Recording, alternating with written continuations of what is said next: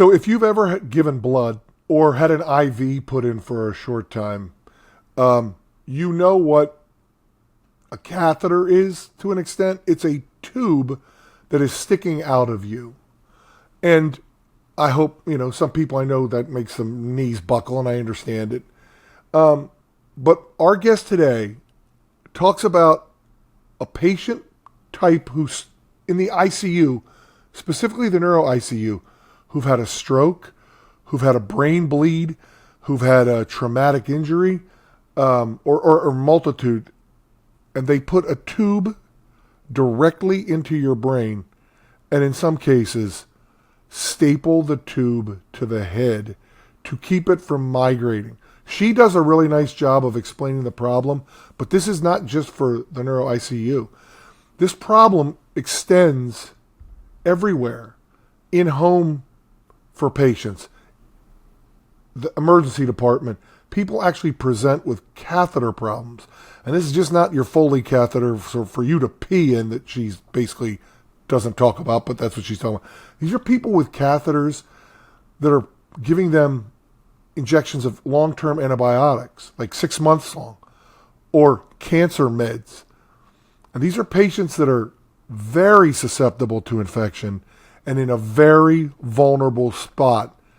And they're trying to take care of this tube sticking out of them without infecting it.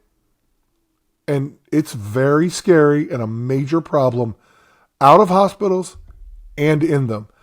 And I think this is one of these simple fixes you see that you say, boy, I hope Abbey Lenore gets this to market because people need this and there's a huge market. So I like to tell stories at the beginning of these, but I'm going to let her tell the story because I suspect she's going to do a very good job of it. So without further ado, I'm Mark Copeland. I'm the Value Analysis Whisperer. This is my podcast, How I'm Building It, with Abbey Lenore of Lenuro Inc. and her product, SnapCath, a protective barrier for these catheters. You're going to hear why it's so important. I'm your big, goofy next-door neighbor that you know, and we're walking the garbage down the driveway. And I say, hey, Abby, Steve down the street told me you created some product and started a company. Well, what is it? What the heck is it? What did you make and what's your company? How do you answer that to your next door neighbor who, by the way, I'm like in the trucking industry. I don't know anything about what you do other than I know you're a nurse in the ED now, right? Or emergency department. How do you answer that question? Yeah, Mark, I do have to answer this question pretty often. Yeah. So, I designed a dressing that's for catheters. And for those of you who, just to be clear, people might think of a Foley catheter that goes, Right. in uncomfortable places. But when I say catheter, I just mean any tube that goes through the skin into the body. Most people have had one. Most people have at least had an IV. So that's a tube that pokes through your skin. And what we need to do in healthcare is to secure and cover those sites to prevent infection and to prevent that tube from coming out.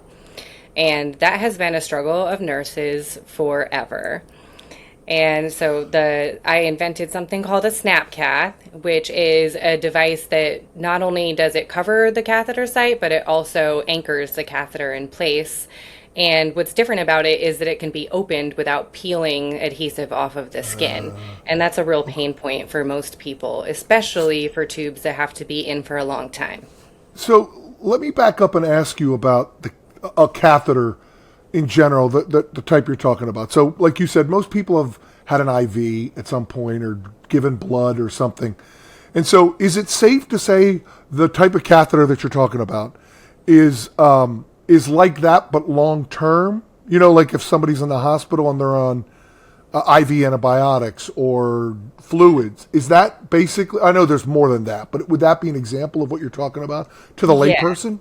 Yeah. Yeah, so the The place where the SnapCath is going to be the most helpful is for catheters, particularly that need to stay in for a period of time, like say at least a few days. Oftentimes, people live with tubes in their bodies for months, years, or even a lifetime.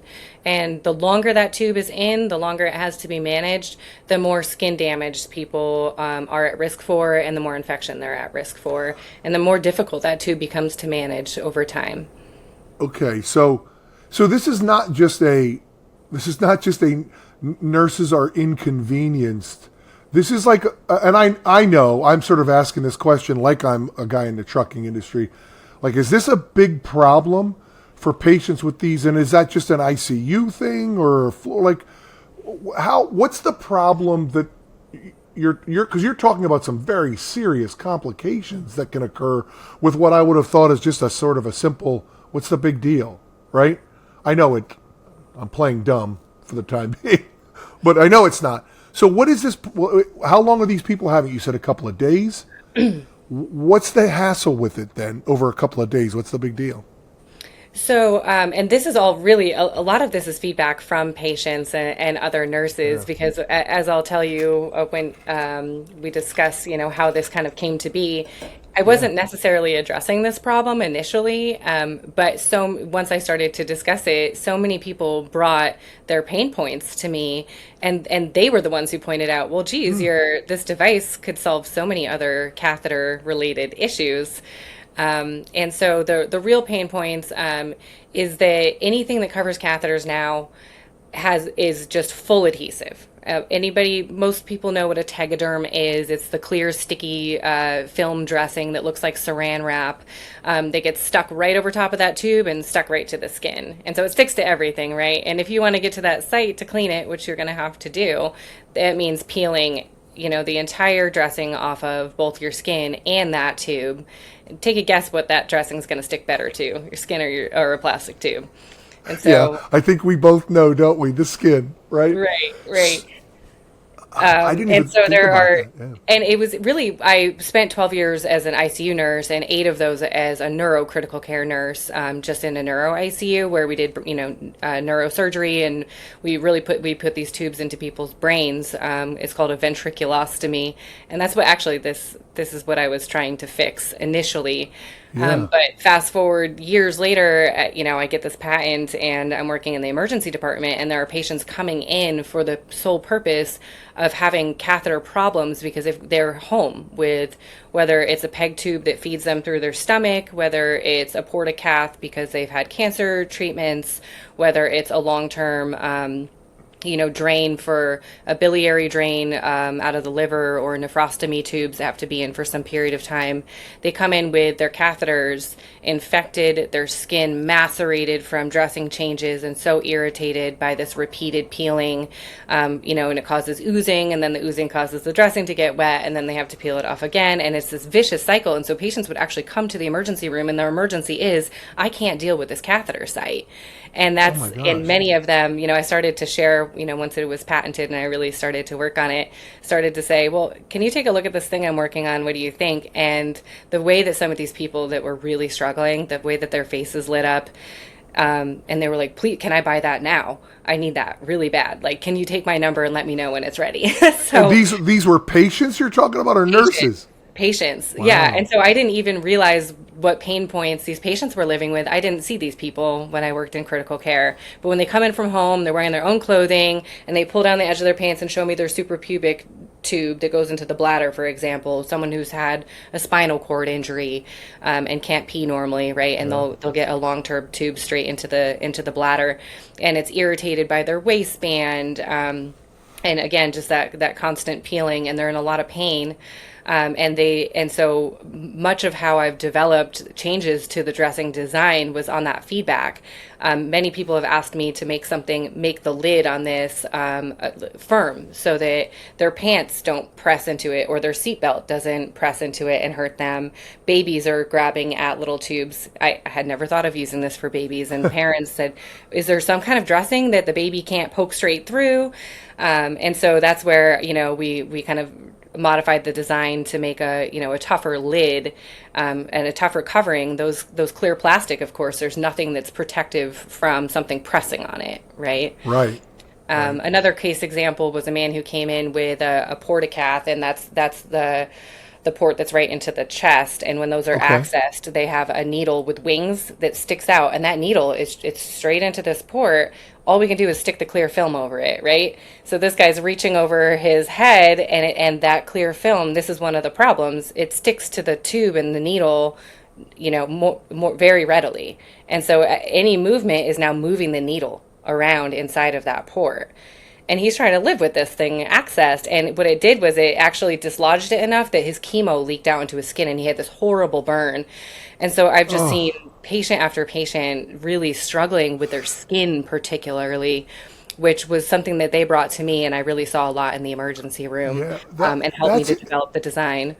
Isn't that interesting that you thought of this when you were working in the ICU, in the neuro ICU, and we'll get into your pivot and how you started this, and then how you ended up sort of responding to this entire market.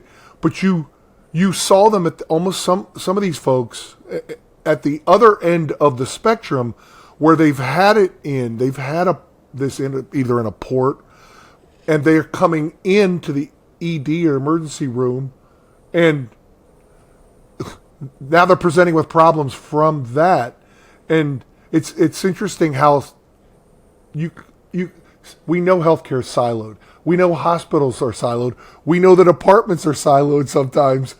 You just described a perfect example of it. And I hadn't thought of all those problems and use cases, but my guess is also those patients that, it's not an otherwise healthy person a lot of times getting an IV, and they often have it because they have other comorbidities in the first place, so their skin is perhaps not as healthy to begin with.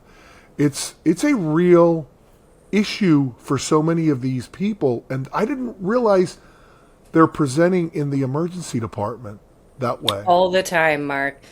I see Wow. it all the time. And the other problem that they have is tube dislodgements. So that's another really common one. And one of the most common causes for those dislodgements that I experience is that in the process of trying to peel a dressing off, which is totally sticky, the whole thing, it's sticking to that tube. You're trying to separate that, this sticky film from the tube itself and not pull the tube out as you're yanking it off. And so I've had so many patients, and I've personally lost lines on, IV lines and Yeah. central lines on patients in my own attempt to clean up that site and peel that old dressing off, and it will dislodge the tube at the same time. So we see a lot of tube dislodgements come into Yeah. the Well, ER too. and you're a trained professional. Like, you It's know hard. what you're doing. Yeah, it's hard. It's difficult. Wow, that's so okay. That's So the nursing pain point, is the tediousness of extracting a clear film tegaderm from a tube. Tough. yeah, so it sounds like, and I'm not surprised, like that when you start to talk to nurses, regardless of where they are, they're probably all frustrated with the same thing. So, what made you think about doing this in the neuro ICU? Because let's start, like, you were in the ICU, specifically in sort of the neuro ICU, doing, I forget how you described what it was that you guys were putting in, but that's not a shunt you're putting in, is it?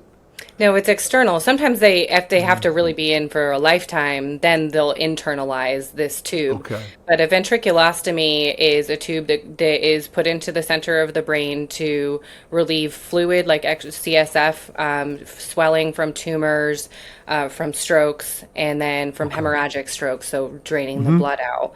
And oftentimes, they usually are in for a good amount of time, at least a week, say, oftentimes Okay. a few weeks. And then once it becomes apparent that maybe, this pressure issue inside of the brain is going to be a permanent problem for somebody, then they may internalize those. But managing a tube that goes into the brain, what I was after initially was that it was such a tough skin surface. You're talking about a shaved head. To stick anything to that is really difficult. And so Yeah. I was trying to figure out how to better secure these ventriculostomy tubes to somebody's head in the ICU. And interestingly, on the totally opposite end of the spectrum from what I've been exposed to now for these use cases that I explained, these patients are totally unconscious and on a ventilator, and for the most part, and really had no idea that there was somebody trying to solve this problem or that there was a problem, right? Right, right. And so, in this neuro ICU where I worked, there was this great doctor who, was the attending of this new stroke program we had, and we opened up this brand new shiny 20-bed ICU, all for neuro. Patients flew in from everywhere. And so most of those patients, oftentimes, more than half of those beds were filled with patients who had a ventriculostomy tube in the brain. And so it was a huge focus of our nursing care to be caring for those tubes. And we had, it didn't take long for us to, because we had such a high condensation of that patient type and that tube type, we started seeing that there, infections, and a ventriculitis or a meningitis infection is, these patients are already fighting for their lives. That's a death sentence, right? So, patients have been lost, unfortunately, because of those sites being so difficult to keep clean and covered. And you can imagine what it might look like on those little micro shaved hairs that are sticking up, and you try to put a clear film dressing on top of those. I call it the bacterial circus tent. All those little hairs just hold up this tent of moisture, and it does nothing to secure and sequester that catheter from infection. It's not. I laugh at the term. It's not a funny concept at all. I was sitting here thinking, like, you're putting that on a shaved head. That is a brutal spot to keep safe from infection. That is an opportunistic infection waiting to happen in a patient that's already not immunocompromised, but they are, I guess they are considered immunocompromised, right? Or they're compromised in every way. Yeah, they're on the brink. And so they can't afford an infection like that. Nobody can. And so the secondary pain point behind that was then the frequency with which we were changing them, because they become soiled and gross so fast because the first dressing never really stuck well to begin with. So we were changing them much more often than you might change a central line dressing, for example. How often would you change that in those patients? Ideally, we would want to treat them the same as the central line and really only open up that site and mess with it, maybe once a week. That's your standard once every 7 days. Right, because messing with it is a risk factor, right? Every time. But it's a catch-22 because we have to open it up to clean it and change it to try to prevent infection, but we're always risking infection every time we do that. Most importantly, we're risking dislodgement, and that happened over and over again. It even happened to me. I was so embarrassed, to have to come back to the surgeon and say, I just pulled the tube out of that patient's brain and we need to put another one in. Like, well, what happened? Well, I was trying to change the dressing because it was so soiled, and all it does is stick to the tube, and there's no good way to stick a tube to the head either. They would staple it right to the head, clunk, clunk, clunk, clunk, in multiple places. That's all we could do to try to, and then the staples would impinge the tube. It was just always a nightmare, and we were really frustrated. And so I was the chairwoman of the neurocritical care committee and one of the nursing committees, a unit-based council.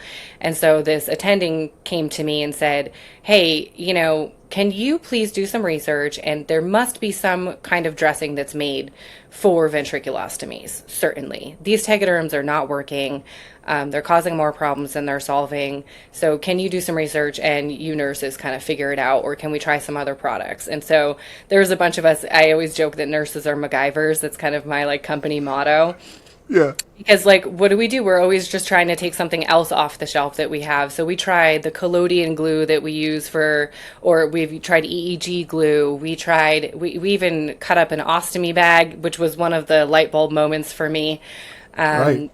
And we're trying to cobble these things together, and of course nothing was great. And so I went hunting thinking, certainly these tubes have been around. They're actually one of the oldest tubes in existence, or surgical procedures. The ancient Greeks actually, I think, did the first ventriculostomy and discovered.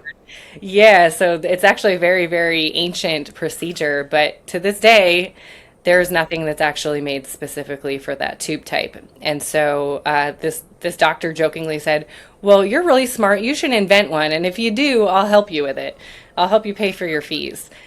And so I went right to the paper napkin, and from the inspiration of the way the ostomy bags, I was changing someone's ostomy one day and I had that light bulb well, wait a minute, this wafer stays in place and has this little plastic ring, and then you're going to pop the bag right off. You're not touching the site at all. and this Yeah. like Tupperware kind of snap on, snap off concept hit me. And so that was kind of the first iteration was, okay, well, let's make a really gummy, sticky base that's going to stay in place around that site. And we're not sticking anything to the tube itself. And why not just have a, instead of a bag, just like, why not just make it like a lid, like a window and snap it on and Yeah. off? And so that was the original design that I patented, and that doctor did help me pay for that first patent application. So it was really exciting to come back to him this year and let him know that it was Oh finally yeah. issued after. That's awesome. Yeah, Yeah. that's awesome. And he's right. You are really smart. And at least stood up and said, "Okay, I told you I would do this. Now I'm going to do it." I love it. So that was the inspiration. Was this really common problem? Listen, you went and looked for some. So you guys tried all sorts of solutions. You couldn't come up with anything. Do you, like I'm assuming you were reaching out to people you know in other places, saying, "Have you guys found something?" Like that was part of your research, and nobody had really found a good option. It's kind of hard. No, and It is kind of hard to believe, isn't it? yes, and even today, most of the protocols I see I've seen a bunch of different ones. I mean, there's, okay, we're going to do layers of benzoin tincture and then add and then use a central line dressing change kit and let's throw in a bio patch, those little chlorhexidine discs that we'll put around tubes. Yeah. So people were taking what's in a central line dressing change kit because it's the closest to what we might need for these other tubes and just using it kind of off label, for these other uses. And the other thing I found was that people were learning that there was so much damage actually caused by those tegaderms that they just did away with them altogether. And some facilities actually, their protocol is to leave those open to air because there's nothing better. Can you imagine a tube in the brain open to air? But that's literally less damaging than putting a tegaderm on it. Yeah, that's it's almost sounds absurd when you describe it. If I'm the trucker, by the way, I'm still next door, the guy in the trucking industry. I'm still like, hang on. Did you say staples in the head? Right, but let me fast forward back to where we are now. You're right. Like they've been doing this since ancient Greek, the Greeks, right?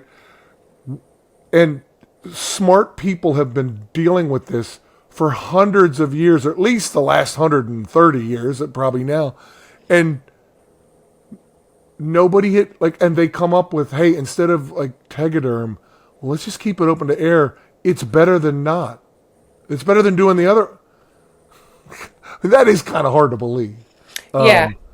Talk about like a market fit. There's definitely this huge need, and I was really astonished that no one had filled it, and I was really skeptical. I mean, applying for the patent, and finding out that nobody, they'll go back and forth, and of course you're going to get your first rejection. And the closest thing they could come up to was like an insulin pump, sticky. And is Yeah. that I had to defend my design against, and I was just like, how did nobody else think of this? Well, okay. Did you at some point say to yourself, a sleepless night or something like, I can't be the only one that's thought of this? Yeah. You had to have been, right? And interestingly, other people have tried to solve these issues, but separately. So the closest example, Steve Bierman, who's an ER doctor, invented the stat lock. And many people will recognize that. I know I'm lapsing a little bit into clinical terms, but anybody who works in with inpatient care has probably seen some version of a stat lock, which is a sticky anchoring device. And so he was trying to solve, let's fix the anchoring problem without staples, without sutures, by just having a little track that you can snap a tube into. Okay. Yeah, almost like you're running like a wire down your wall in one of those. Is that what it's sort of like? Okay. Yeah. Yeah. Yeah, thanks. Makes Yeah, sense, like a right? tube organizer, right? Like I'm sure Command has their own version. Yeah, exactly. Yeah, like tube holders, right? And so that's probably been the most successful tube anchor, but it still only solves one problem, which is anchoring. It doesn't solve covering. Covering has not really been solved by anyone. Tegaderm still is just the only, and I'm using that in broad strokes as in clear film dressings. and Tegaderm's the band-aid of clear film dressings Right. when I say that. And so there's been just some advancements to those clear film dressings, such as adding maybe a fabric-y border around the outside of them, the Zorba views. But really what we're doing is we're combining multiple things together to try to solve infection prevention, catheter securement, and catheter covering. So we'd be combining a biopatch, a Tegaderm, and a stat lock, and those are typically what you're going to find in kits today. Although still, we're oftentimes having to pull them separately and put them together to pull multiple products, to solve these multiple issues. And the SnapCath is designed to solve all three of those problems. And it's fascinating. This story is so like I know I talked to you a couple of weeks ago, and I was like, I cannot wait to bring this back up and talk more in depth. So, okay, so you decide you're going to do this. You have a couple of times where you're thinking, am I really the only one? You find something that's similar, but it's handling pretty well known, but it's handling a different part of this problem. And you decide to patent. You decide to create something. How did you come up with this, and how did you get it to the point where you submit for a patent, which I know nothing about? So I I'd started love to learning hear hard about it. lessons right off the bat, Mark. Yeah. So just finding the right patent attorney was really difficult, and I made the mistake of not finding one whose office I could walk right into. So it was, a guy in another state. It was kind of a referral, and he was okay. He ended up getting sick and not being able to finish, but he had submitted my first application. And so I found another patent agent, down the chain, and really had some struggles with that one. Again, I think there was just the issue of not having like a really legit business that I could walk in the door of and like look at these people in the eye. And the second agent actually told me that he had submitted our response and he didn't. And so much, I lost a lot of time, and having to fire him and realize that he wasn't actually being honest with me. And so, like, if anyone's going to start from scratch, I would recommend understand the USPTO site. Don't let anyone tell you that you can't see what's happening on there. You can monitor it yourself. You absolutely should. And also, I wasn't really adamant and didn't know to be adamant that I need to review every word of what you're writing and submitting first before you submit to USPTO. So there's some things in my original application that I wish had just been worded better or some more details added. So I learned some really Yeah. good pain points right off the bat on who I'm choosing to be my patent attorney, whether to use an attorney or an agent. Usually good ones have agents working with them, so they're a good combo. And I finally settled on Lee and Hayes, which is a big outfit here out west, in the Spokane area. And they've just been fabulous, and everything's been smooth ever since. I went through some bumps in the road, and it took longer to get that patent issued to me, just because of my own, amateurity that I, didn't know what I didn't know yet. And so I learned those things the hard way. So I would recommend always finding an office that you can walk right into, and they're reputable, and, you can sit down with them and work through. That is really good advice, and I think that's a black box to a lot of people, including me. Like if I actually was able to do something, create something, which I'm not. If I were, I would have no idea how to do that, and I'm always fascinated by people who say, I'm going to figure it out. And there's a bunch of things I go try to figure out. That is one that I'm just like, oh, I got to go find somebody I end up calling you going, tell me what not to do. Tell me what mistakes not to make, and then tell me what I should go do. I'm just going to do whatever you say, Abby. It's such a black box for people. So you get through, you got your patent when? It was issued in January of 2025. So I've had it for just a Congratulations. year. Yeah. Yep. Congratulations. That's awesome. Thank you. Okay, so you're patented. You don't need do you need to 510K that? How do you get that on the market for med device? Is that a class 3?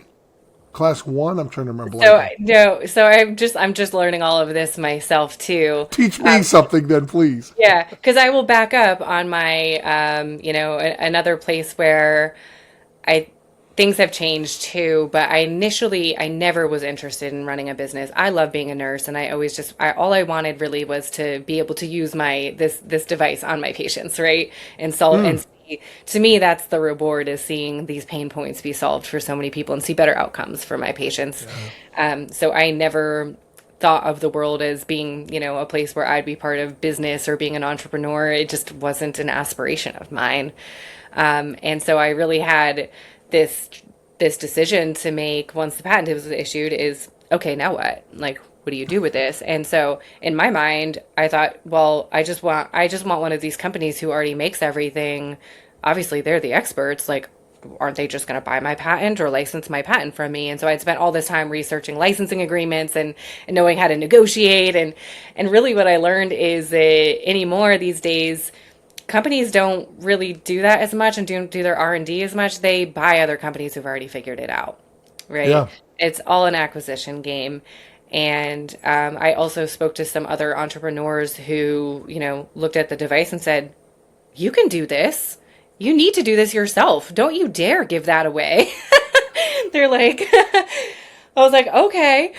Well, I didn't know you were going to say that. Yeah. Yeah, no, I was looking for advice on how I could get a connection and, get an appointment with one of these people. And they're like, no, don't talk to them. You need to do this yourself. And I was like, I don't know the first thing. That's their specialty, not my specialty. I just want to use it. And so that's where in the last 12 months, I went from no way would I ever do this to, okay, I'm all out learning everything. And there is so much, gosh, I thought I had a lot to learn with patent law and IP. There's so many branches of knowledge. Like you said, back to the FDA question. So I've just recently, gotten some clarity on that. And so it looks like in the beginning, I can defend a 510K exemption, meaning that you just have documentation to compare to other products that are already on the market. All the materials are coming off the shelf, and you just say, look, these are already Class 1 exempt. They don't need to go through clinical trials. You just keep the documentation and you register with the FDA. And so we have that piece. But I have aspirations to add chlorhexidine to this device down the line, so that we'll have that biopatch component also built in, where you have something that's, a drug delivery that's directly antibacterial, right? And so that's that. Anytime you're including a drug, now you're getting pushed into class 2. So we probably over the years will go through all of those phases and eventually participate in clinical trials. But for now, just to get the most simple version out there on the market, that's just going to be usability studies. So that's sending the prototype to other nurses and having them do it on a mannequin and give feedback in that way. And you just do it in a structured manner and document it. Let's take a break for a minute and talk to our sponsor, me. This podcast is brought to you by me, Mark Copeland, the Value Analysis Whisperer. Have you ever tried to get a new product, your new innovative medical device, approved in an ambulatory surgery center or hospital and failed? Have you ever thought about the amount of patients who can't get access to your innovative medical device because you can't get it approved? Have you ever thought about the clinician champions of yours who are frustrated because you and your company can't get your new product approved where they work? Of course you have. We all have had that happen. Here's the difference. Are you ready to make a change and do something about it? If so, go to my website, valueanalysisexpert.com, and click on some time with me, Mark Copeland, the Value Analysis Whisperer. You can do this. I will help. Now, back to our podcast.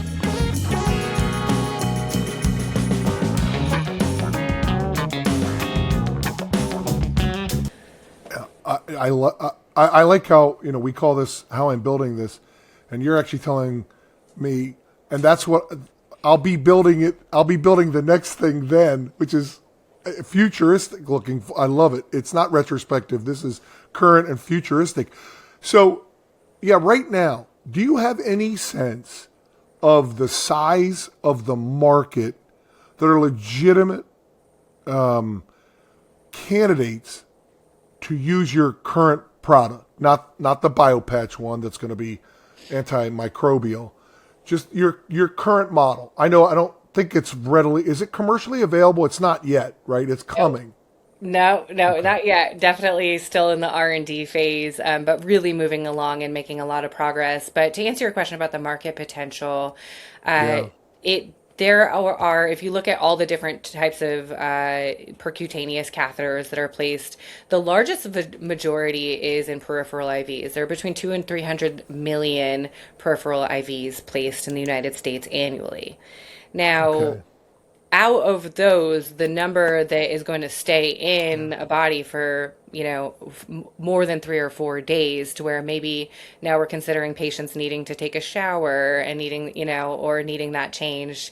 That percentage, so I could take a bite out of that peripheral IV market. Again, not something I ever thought of. It was nurses saying, well, Right. another pain point we have is that I have to wrap saran wrap and these weird plastic things and all this extra tape and like mummify patients so that they can take a shower. And if yours was waterproof, then they could just get in and they don't. And I was like, oh, yeah, that's a really good idea. It's a So, really good point. Yeah. okay. So here we are. Yeah. We're making it, we want it to be at least water and splash resistant.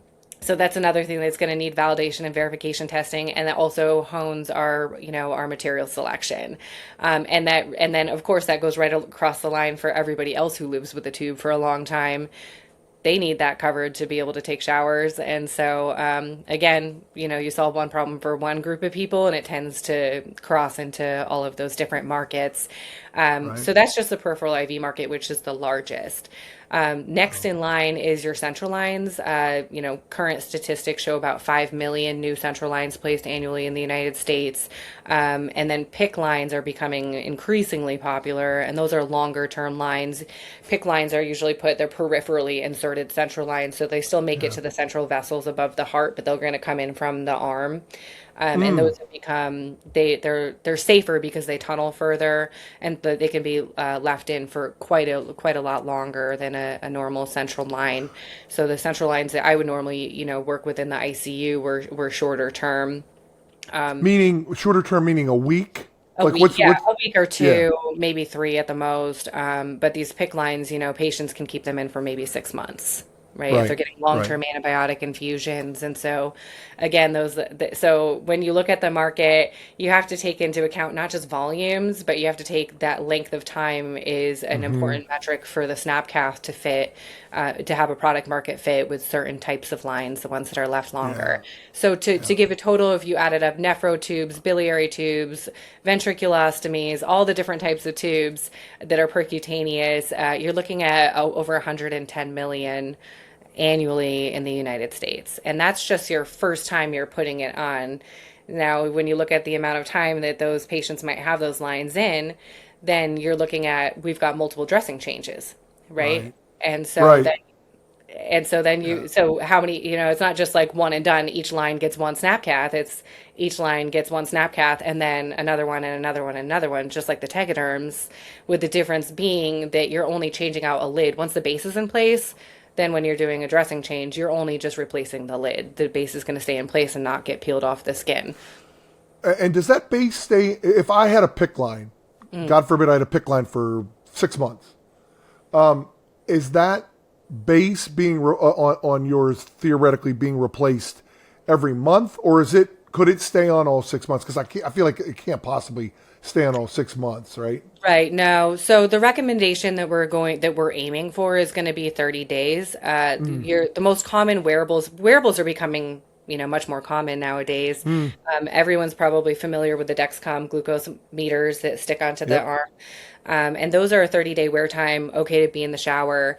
And so we want to match, Yeah. that wear time before the base needs to be changed. But if you're looking at changing a dressing, the standard, once a week, then you're going to have one base and three lid changes. So you're basically decreasing skin peeling by over 75% because Yeah. during those dressing changes, nothing gets peeled from the skin. Yeah. And for people who are little, I'm mildly informed. You're peeling these things off of the skin of people who typically are not a healthy 17-year-old cheerleader, boxer who's 24. Like, this tends to be some of the more vulnerable patients who also have, your skin tends to reflect your health to an extent. And these folks have more fragile skin.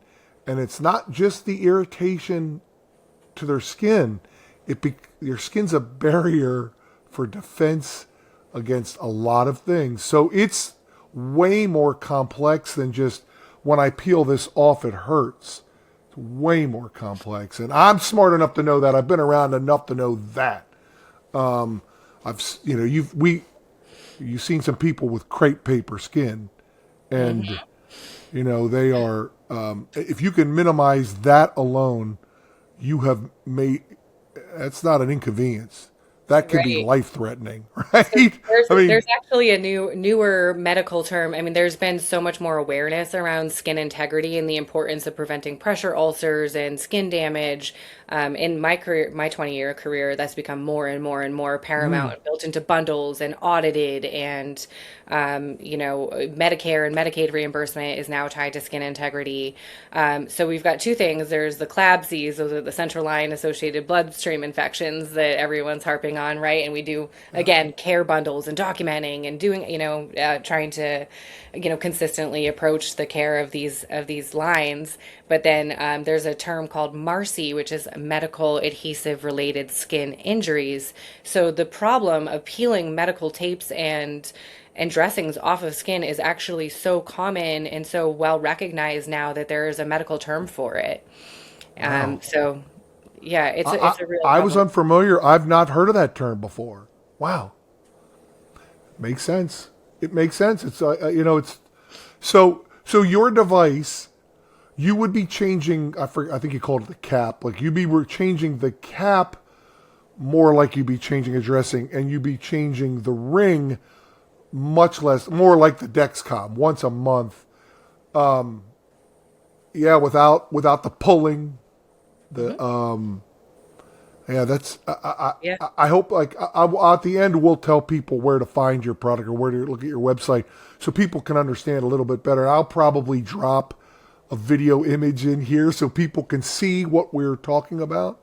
The picture explains it in about 10 It really seconds. does. Yeah, but just to verbally explain that the catheter snaps into a track in the base of that design of that dressing. And so anytime you're opening the lid, we've just termed it the lid. Anytime you're popping that lid off, again, just like Tupperware, it snaps in that same way. You're not disrupting the catheter at all. No skin disruption, no catheter disruption with those dressing changes. Yeah, I like, if I can, as a amateur marketing and professional salesperson, I like your Tupperware reference, because I think everybody knows what that means, and it's a clear image in their head, and that helps. Like, back to my original first question, I'm the trucker. A trucker knows what that is. Like, people know what that is, and it makes it easier for them to follow you and comprehend what you're talking about. I think your key audience is, my assumption is, can I ask you, who is your key audience?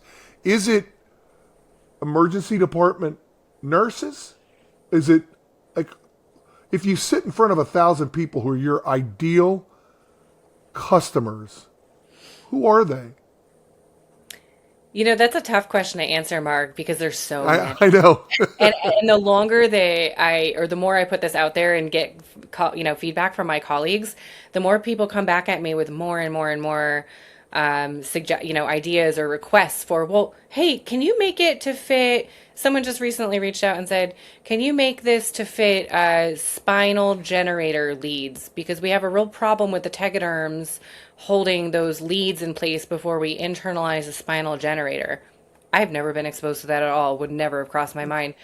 Well, sure, why not? Like, all we have to do is just adjust, that track size, and we're gonna make multiple SKUs, so you have lots of different track sizes to fit a variety. But why not? And I just love people in healthcare for seeing something and immediately thinking of what else to use it for besides its intended purpose. It's kind of again, the MacGyvering. I love it. I was gonna say, back to your MacGyvering. That's your MacGyvering point, perfectly stated. Yes. Is, can we use it for this? And, in sales, med device, I can only sell for what it's indicated, right?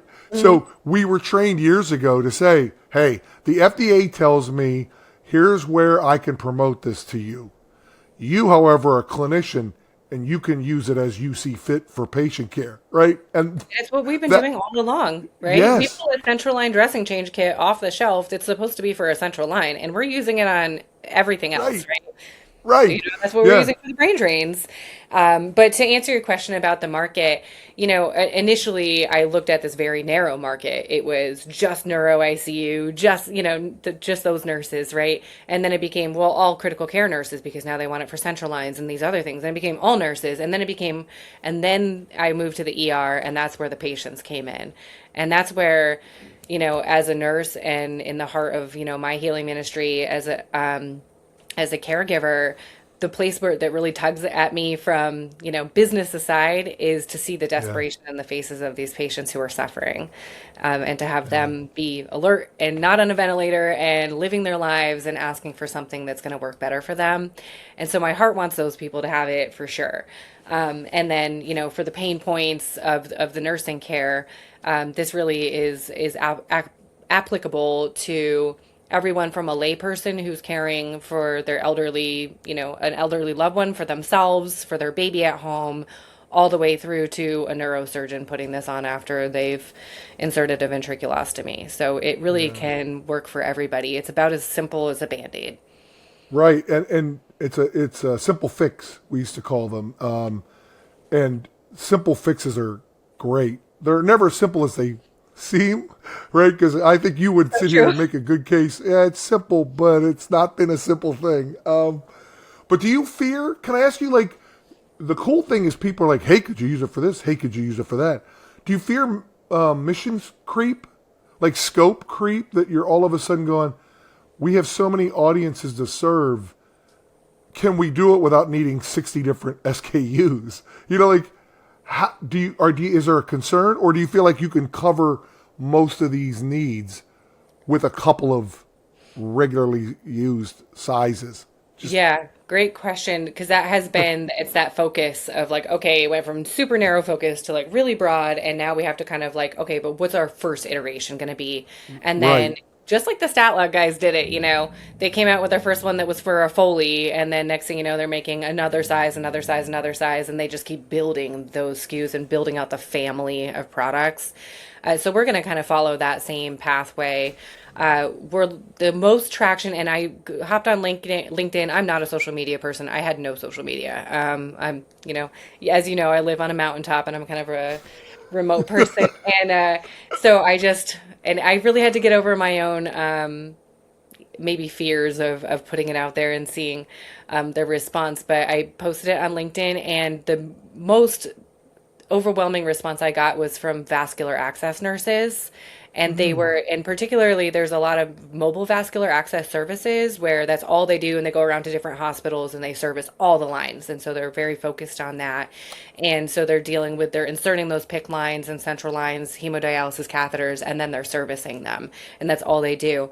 And so those were the people who really were the most aggressive in reaching out, asking how to get involved, asking how to use the product, when can we get it, can we have samples?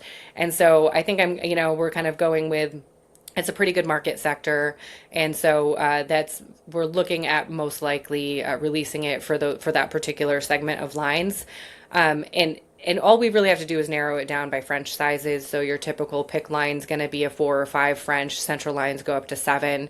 And I have a wonderful engineer who is building the tolerances for one size to be able to snap into that range of catheters.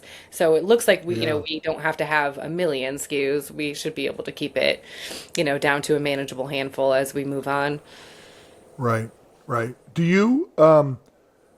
And so, okay. So, do you have? I could ask you 8 million questions. I'm going to try to keep it to 1 million. Do you have a manufacturer set up to make your prototypes and then your eventual product, or is that the next phase of what you're going through? Tell me where you are in that process. It is, yeah. That's definitely been one of the many challenges. So when I first started researching the CMs, we'll say CM for contract manufacturer, many of them have these great packages that I totally love. It's bottom to top. We have all of the shops in-house. We'll do your FDA regulatory. We'll do your engineering. We'll do your prototyping, and on. And so, of course, to me, that sounds pretty appealing. It's like the Costco of, Yeah. Right. manufacturing. And then you get, and then so you got to build a budget and start getting quotes. And so as I'm, and all of that takes time, NDAs back and forth and setting up meetings, waiting for these quotes. And then, you find out that there's a huge, anywhere from 50 to 100,000, say, dollars that you might spend on a lot of this R&D work. And I have to credit my husband with saying, well, why don't we just order our own 3D printer for $1,000 and start doing it ourselves? And I was like, oh, I yeah, love it. we should do I that. love it. Yeah. Yes, And I so love he, it. yeah. And so we started printing out our own prototypes. And then you find, as you print each version of it, oh, I want the tabs a little different. Oh, I want this thinner. Let's adjust the snap fitting. And, you would have paid just a ridiculous amount of money to be back and forth with an engineer when there's so much you can really actually figure out on your own and bootstrap Yeah. by yourself. So I would caution people not to get starry-eyed at these, you could just sip your martini and set off to the side. One of these guys, literally just greasy salesman type, it was like, oh, it's like pouring a drink and just sitting on the beach watching us do all the work. And I was like, ha, Yeah. and yeah, for a tune of like $1 million, right? Right. It's like, cool. You you I could you do are the that myself. second you're the second entrepreneur I've talked to, not who has done something extremely similar and has a 3D printer knocking out prototypes as they work through it, and it's a much lower barrier to entry, and it's a much faster turnaround time. But we you couldn't really do that 15 years ago, 10 years ago, right? Maybe I don't know. You're So totally it right. That is, was not as yeah, accessible then, and now anybody can have one in their house. And so I would tell people, do not pay $50,000 to have one of these companies build a yeah. prototype for you. You can at least get really close to your design freeze on your own and make all those tweaks, save yourself a lot of money with the adjustments.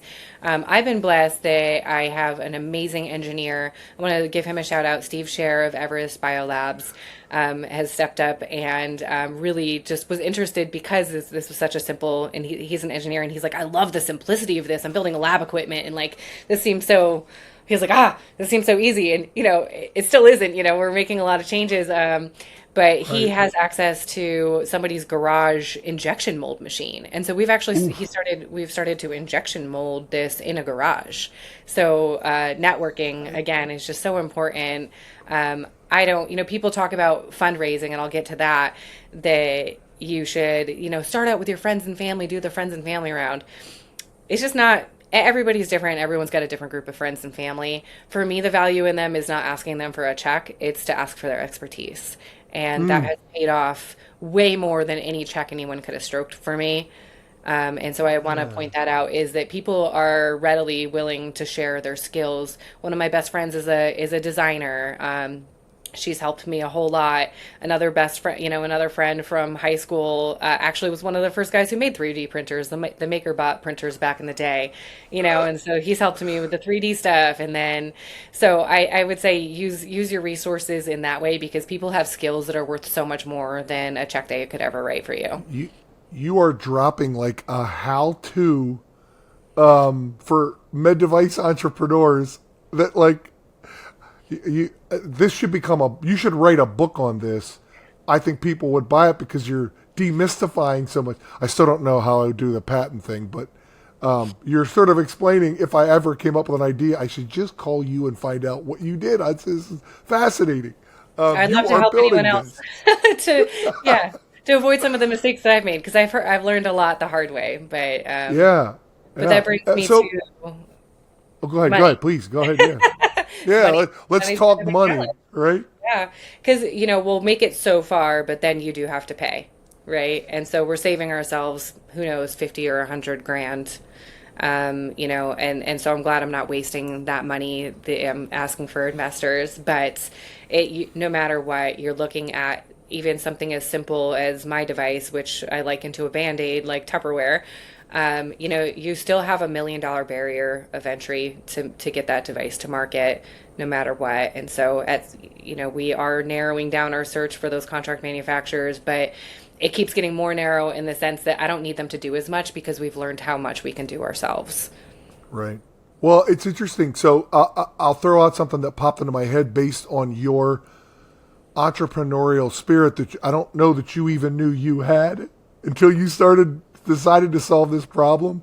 But this is classic entrepreneur, which makes it cool. I mean, I say that, take that in the spirit in which it's intended. That's a compliment. Have you thought about crowdsourcing funding for this? Like, because I've seen some crazy things get made and built that are way less important to mankind, I would say, than this. Is that something you could even consider? I've never thought about this till right now. Yeah, it's crossed my mind, Mark. Although, again, being a pretty non-social media type of person, and so I think I've been under a rock a little bit. I guess I always assumed that those crowdsourcing funding things were for, I don't know, maybe more philanthropic things or someone's house burned down or, I don't know, Yeah. disaster relief or things like this. And so I had never really considered, but I think I'm a little more open just to get it's like you need money to make the money, right? And you're always in that catch 22 of like, you're going to be more convincing to investors. The better graphic design you have, the further you've de-risked, the more you are down that path. Right. And you don't necessarily need $1 million all at once, right? And so that is something I'd be more open to, as I've heard people say that things like this, might not be totally out of place in a crowdsourcing way. But I'm not sure if it is the fit, but I think it wouldn't hurt to try. Yeah. Well, who would have thought a 3D printer? And that, like, I'm just sitting here going, like, wow, you have hacked this in such a smart way, like a MacGyver emergency department nurse. Like, it's so funny. It's right in your DNA. And We're it's funny. I scrappy. noticed. One of the reasons I so enjoy clinicians and their creations, particularly nurses, is because I could tell you really wanted to solve this problem for nurses. And then you started to see patients come in, and I could see it in your eyes. I hope people who are watching this could see it, how much that means to you. And that is the essence of a nurse, too. And I just, you nailed it. I'll probably edit some of this out because this is me just blabbering to you. But like I'm really touched by this. And I think when people hear the story of what you're creating, Abby, here, and what you're trying to help with and what you're trying to solve, there's an emotional pull that I think people are going to want to help you the more your story gets out. And I hope like in some small way this helps. And we're going to cut this schmaltzy stuff out, but I actually mean it. It's true. So we'll go back to the regularly scheduled programming here. So I'll end with this, because otherwise I swear to you, I'd go 3 hours with you talking here. The question I like to ask people at the end, based on where you sit today, is my joke is if you blew out a kid on your birthday cake and got any wish you wanted, or you lost a tooth and you put it under your pillow, and you woke up tomorrow and the tooth fairy delivered one thing that would help your business, what would that be? Do you have an idea? Oh, I don't have to think for longer. Yeah, absolutely. That's going to be that very first investor check. Yep. That first Yep. $50,000 check. I've been well prepared that you're going to get 99 no's and you're going to get one yes. And that one yes is what I'm praying for. Yeah. Well, I like that being a salesperson, I like that you had a clear ask. It was obvious. And I hope I'm going to end up sending this interview to some people who I think highly of and say, hey, what do you think of this? Because your idea has a lot of legs. And the reason we know it, you don't have customers buying yet, but it's not because customers don't want to buy it. They'd buy it right now if you had it ready to go and had gone through the requirements and process you should and need to go through to get this to market in the U.S. But I'm rooting for you. I love this. Thank you so much for coming on. This is so great. Thank you, Mark. I've really enjoyed talking to you. You have great questions. One of my favorite people to talk to are people who are clinicians who take care of patients and invent something to solve a problem that they see all the time. I don't know why I like it. I just do. Abbey Lenore is a perfect example of it. Doctors and nurses create products to solve problems.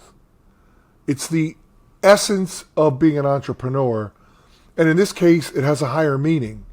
It helps people who literally have a tube sticking out of their brain, their arm, their chest, and she's trying to solve it. And I would urge anybody who was moved by this conversation with her, of whom I'm one, by the way, follow her. Go to their website and get on their mailing list. If you are a nurse that this is an issue you're dealing with, I would urge you to reach out and connect with her on LinkedIn or Facebook. I'll give you the website here in a second. But it's Abbey Lenore, Lenore, and her company is Lenuro, Lenneuro. And I think she has a product that's really going to help hundreds of thousands and maybe millions of people if she can get it over the next line. And she is building it as we talk. And I think that she is what's great about entrepreneurs in healthcare. And I hope you enjoyed this as much as I did. I don't think I have anything to add, but I hope you liked her. Reach out and tell her you liked it. And my call to action would be, if you deal with these types of patients, you know how difficult this is, follow her. And then as she gets close to coming to market, be ready to buy them because they're going to help patients. She's making sure of it. I am Mark Copeland. I'm the Value Analysis Whisperer. This has been how I'm building this as part of my Sutures and Sense podcast. We'll see you next time with another great founder, inventor in med device.